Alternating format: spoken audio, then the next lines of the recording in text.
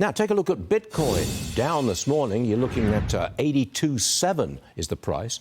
President Trump has a plan for a strategic crypto reserve. Now, Congressman Byron Donalds wants to do exactly the same thing for the state of Florida.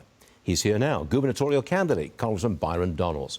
What do you think a crypto reserve would do for the state of Florida? Well, Stu, it's great to be with you. Want to be very clear on this. What I'm proposing in Florida is a Bitcoin reserve, not just pure crypto. Crypto's a lot of different currencies in a basket. Bitcoin has proven to be a holder of value over the long term. Stu, I remember back in 2015 when Bitcoin was just this new niche thing that was starting up. You could have picked up a Bitcoin for $500 a coin. Now 82,000 at the current level. It was at 100. It was lower than that last year. What Bitcoin has proven, because there's only but so many coins that can ever be created, that's the entire way it was structured, is that it could be similar to gold in a holder of value over the long term, especially considering the fact that through our current Federal Reserve System, the dollar actually is diminished over time, the way that the Federal Reserve prints dollars because of Congress's reckless inability to control spending over the long term. So having a Bitcoin reserve as a part of your portfolio actually helps to provide value for the state long term. But Congressman, there's a point of principle involved here. Why should the government support a particular asset class? I mean, you could have a national S&P 500 stock reserve, and the government would be backing stocks. What you've got is a crypto reserve, so the government is backing that asset. What happens if it goes down? You've no guarantee it's going to go up.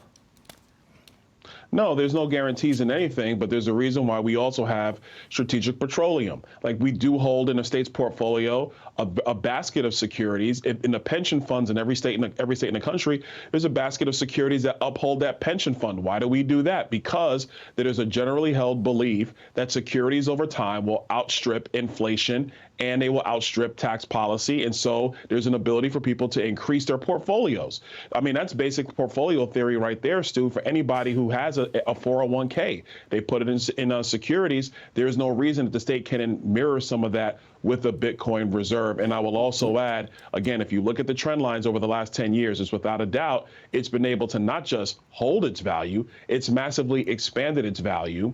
And considering what is happening with fiat currencies, including the US dollar, there's no reason to think that the Bitcoin valuation won't be able to stabilize itself or grow over the long term. Last thing I'll say is there are no new Bitcoins that are going to be issued. It's a fixed amount. That in and of itself creates the valuation that could be very beneficial to the state of Florida and to the United States. Last one before we move on. Would you use Florida taxpayer dollars to buy Bitcoin for your Florida reserve? That part remains to be seen. It could be a portion of taxpayer dollars that we have already in surplus. So these aren't new tax dollars going out as part of the surplus reserve that we already have. It could be a portion of what we do with respect to some of the investments that we make going forward when it comes to pensioners. But at the end of the day, is Florida going to have the residual asset values for potentially in the future there being issues with federal spending? Because we all know 36 trillion and rising, there are going to be limitations in federal spending in the future. Florida has to be prepared to protect itself.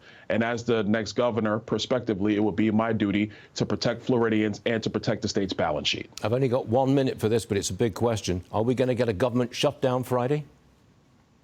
I don't think so. I think the CR that's on the table is going to pass overwhelmingly, and then we get back to the business of budget reconciliation. We're going to get the president's agenda done. This is just a stopgap in the pathway to achieving that. Byron Donalds, always a pleasure. Thank you very much for joining us this morning, sir. We always appreciate it. Thanks a lot. Thank you.